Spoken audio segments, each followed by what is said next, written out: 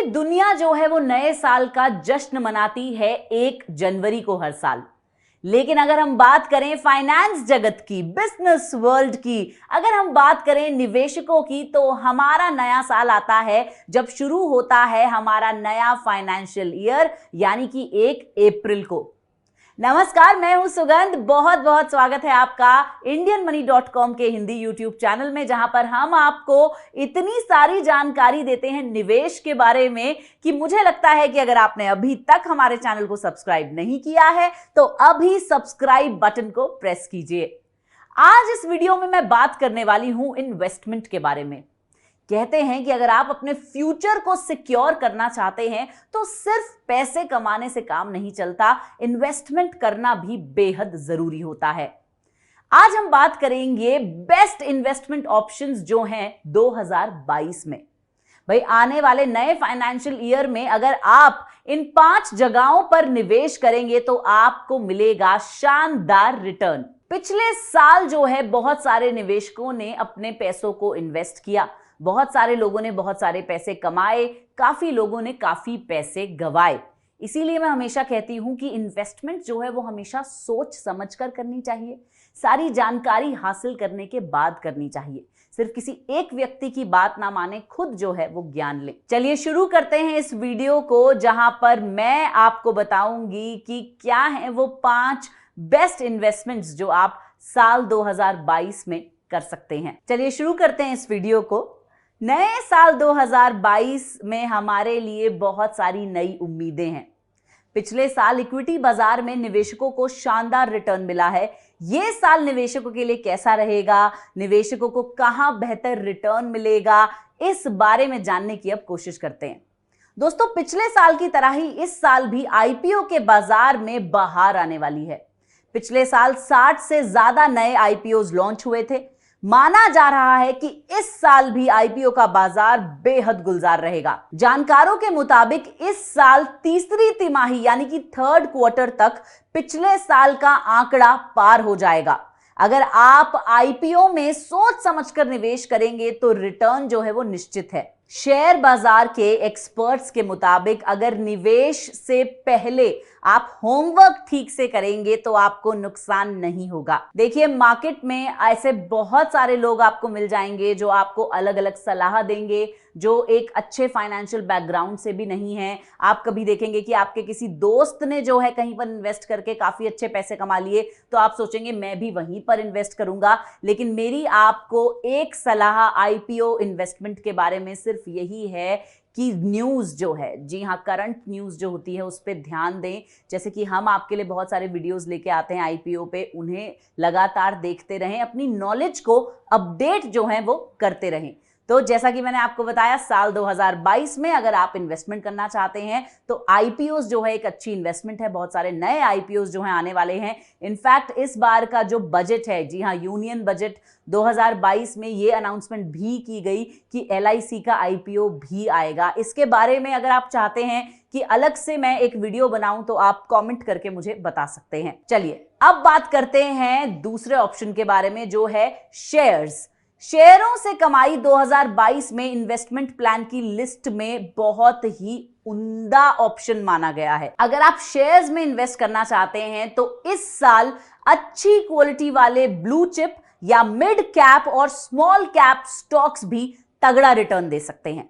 लेकिन अगर आपका निवेश लंबे समय तक के लिए आप करना चाहते हैं तो यह अवधि कम से कम 3 से 5 साल की होनी चाहिए। अगर हम भारतीय अर्थव्यवस्था यानी कि हमारी इंडियन इकोनॉमी की बात करें तो हम लोग अभी एक महामारी से रिकवर कर रहे हैं और विभिन्न क्षेत्रों में कई सुधार जो हैं अगले कुछ वर्षों में अच्छी क्वालिटी वाली कंपनियों के शेयर की कीमतों को ऊंचाई पर पहुंचा सकते हैं। इसीलिए सोच समझकर इन्वेस्टमेंट करें। पिछले साल स्टॉक मार्केट में काफी अच्छे रिटर्न्स मिले हैं लोगों को। फाइनेंस एक्सपर्ट्स की माने तो आपको यह सलाह भी मैं देना चाहूंगी कि स्टॉक मार्केट में धीरे धीरे एसआईपी करें। म्यूचुअल फंड्स में यूनिट खरीदने की जगह उन्हें स्टॉक मार्केट में सिस्टमैटिक इन्वेस्टमेंट आप जो है वो कर सकते हैं। चलिए अब बात करते हैं अगले इन्वेस्टमेंट ऑप्शन की। आप जो है म्यूचुअल फंड्स में एसआईपी कर सकते हैं। हालांकि इसके लिए लंबे समय के निवेशक बने, अगर 5 से 7 साल के लिए म्यूचुअल फंड्स में एसआईपी करते हैं तो हर हाल में आपको प्रॉफिट ही प्रॉफिट होगा।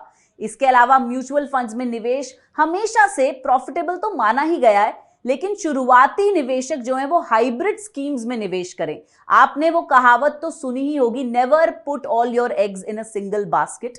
जी हाँ, वॉरेन बफेट जो हैं उनकी ये स्टेटमेंट है। तो जैसा कि मैंने कहा, शुरुआती निवेशक हाइब्रिड स्कीम्स में निवेश कर सकते हैं।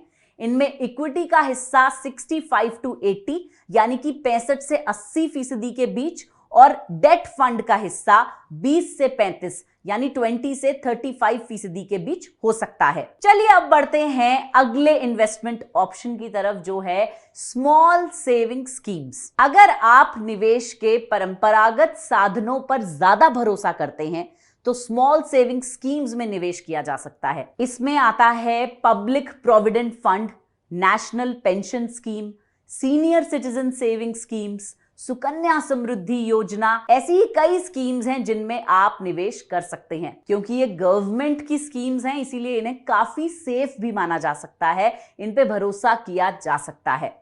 चलिए अब बढ़ते हैं अगले इन्वेस्टमेंट ऑप्शन की तरफ, जो एक बेहद पॉपुलर इन्वेस्टमेंट ऑप्शन है। सालों से हमेशा सलाह दी जाती है कि इस फील्ड में जरूर इन्वेस्ट किया जाए, रियल एस्टेट। रियल एस्टेट हमेशा से निवेश का सदाबहार विकल्प माना गया है।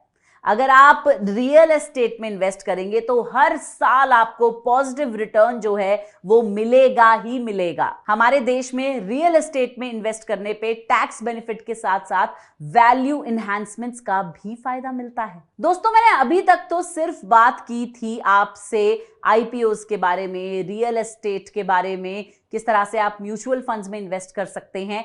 ये सारी चीजें जो हैं आप छोटे अमाउंट यानी कम अमाउंट में भी इन्वेस्टमेंट कर सकते हैं। अगर आपके पास इतनी ज्यादा सैलरी नहीं है, आप इतना ज्यादा नहीं कमाते, तो भी आप इन सभी चीजों में इन्वेस्ट कर सकते हैं। लेकिन अब मैं बात करने वाली हूं बड़े निवेशकों से। जी हाँ, बड़े निवेशकों को भी तो मैं सलाह दूंगी ना कि क्या बेस्ट इन्वेस्टमेंट ऑप्शंस हैं 2022 में। तो 2022 में आप इन्वेस्ट कर सकते हैं प्री आईपीओ में। अब मैं आपको समझाने वाली हूं कि प्री आईपीओ क्या होते हैं, किस तरह से आप उनमें इन्वेस्ट कर सकते हैं और क्या क्या रिस्क फैक्टर्स होते हैं। आई एम श्योर आपने पहले प्री आईपीओ के बारे में सुना होगा, लेकिन अब आपको मिलेगी सारी की सारी जानकारी।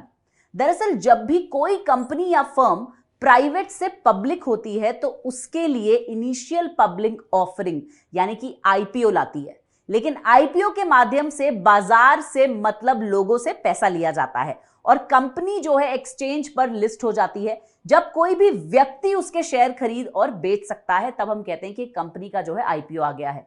यदि आप आईपीओ के आने से पहले ही किसी कंपनी में पैसा डालते हैं तो उसे कहा जाता है प्री आईपीओ इन्वेस्टमेंट। मतलब कंपनी के एक्सचेंज पर लिस्ट होने से पहले कंपनी में आपकी हिस्सेदारी, आपका शेयर जो है वो हो जाता है। इसे बेसिकली प्री आईपीओ कहते हैं। अच्छा, प्री आईपीओ में इन्वेस्टमेंट करने के लिए बाजार की जानकारी होना बहुत जरूरी है। अगर आप लंबे समय से निवेशक हैं तो किसी कंपनी के बाजार में लिस्ट होने से पहले ग्रे मार्केट में निवेश किया जा सकता है। हालांकि ये रिस्की इन्वेस्टमेंट होता है, लेकिन अगर रिस्क का कैलकुलेशन आप अच्छी तरह करते हैं तो आपको ज्यादा रिटर्न मिल जाता है। जितने भी लोग ये समझते हैं कि हम कम रिस्क लेके ज्यादा रिटर्न्स पा सकते हैं, मैं आपको ये कहना चाहूंगी कि ये बिल्कुल गलत है। आप लो रिस्क में कभी भी ज्यादा रिटर्न्स नहीं पा सकते। हां, आप कैलकुलेटेड रिस्क लेकर ज्यादा रिटर्न्स पा सकते हैं। मैं जानती हूं कि प्री आईपीओ फंड्स में पैसा लगाने पर जोखिम है, लेकिन अगर आप इसमें निवेश करने योग्य हैं तो निवेश संबंधित निर्णयों पर आगे बढ़ने से पहले आपको सारी चीजें समझ लेनी चाहिए। अपनी रिसर्च जो है वो अच्छे से कर लेनी चाहिए। कभी भी अगर आप प्री आईपीओ में इन्वेस्ट करने के बारे में सोच रहे हैं तो आपको इसमें शामिल जोखिमों को पहले ही समझ लेना चाहिए, क्या क्या रिस्क इससे अटैच्ड हैं। द कॉस्ट ऑफ एडमिशन यानी कि एंट्री की लागत। इस तरह के फंड्स जो होते हैं उनमें प्रवेश करने के लिए शुरुआती लागत कई बार ज्यादा हो सकती है और आपको इस चीज पर ध्यान देना चाहिए। दूसरा फैक्टर है शिफ्ट इन मार्केट एटीट्यूड्स। अगर कोई भी कंपनी अच्छी लग रही है, हो सकता है कि बाजार के नजरिए से उसकी जो छवि है वो बदल जाए।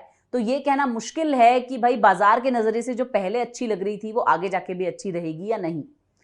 तीसरा ऑब्स्टेकल हो सकता है गवर्नमेंटल एंड रेगुलेटरी ऑब्स्टेकल्स, क्योंकि इसमें प्री आईपीओ फंड्स में निवेश किया जाता है, इसलिए तो कंपनी को पब्लिकली लिस्ट होने के लिए सरकारी या नियम संबंधी बाधाओं का सामना करना पड़ सकता है। अगला क्राइटेरिया है प्रॉफिटेबिलिटी क्राइटेरिया। हर फंड में प्रॉफिटेबिलिटी का अलग अलग क्राइटेरिया होता है। दोस्तों, मैंने आपको बहुत सारी इंफॉर्मेशन अभी अभी दी सभी चीजों के बारे में जो आपके इन्वेस्टमेंट ऑप्शंस हो सकते हैं 2022 में, लेकिन अगर आप फाइनेंशियली इंडिपेंडेंट बनना चाहते हैं, फाइनेंशियली इंटेलिजेंट बनना चाहते हैं, तो मैं आपको ये सलाह दूंगी कि आप हमारा ऐप डाउनलोड करें, indianmoney.com का फाइनेंशियल फ्रीडम ऐप। वहाँ पे बहुत सारे ऐसे कोर्सेज हैं पर्सनल फाइनेंस पे, जहाँ आपको समझाया जाएगा कि किस तरह से आप अलग अलग स्कीम्स में इन्वेस्ट कर सकते हैं, क्या जो है रिस्क इन्वॉल्व होते हैं, क्या ज़्यादा प्रॉफिटेबल होता है। तो उसके लिए हमारा ऐप डाउनलोड करें। हमारे यूट्यूब चैनल पे रेगुलरली हम नए नए वीडियोज़ लेके आते रहते हैं जो आपको फाइनेंशियल एडवाइस दें। तो मैं ये उम्मीद करती हूँ कि इस वीडियो से भी आपको जो है काफ़ी नॉलेज मिली होगी। अगर आप चाहते हैं कि यही नॉलेज और लोगों को भी मिले, तो इस वीडियो को अपने फ्रेंड्स और फैमिली के साथ भी शेयर करें। तो 2022 में अच्छी इन्वेस्टमेंट करें, इंटेलिजेंट इन्वेस्टमेंट करें, सब कुछ जानने के बाद, रिसर्च करने के बाद अपने हार्ड अर्न्ड मनी को इन्वेस्ट करें। खुश रहें, आबाद रहें, get wise, get rich and be happy. This is your host Sugandh Sharma, signing off.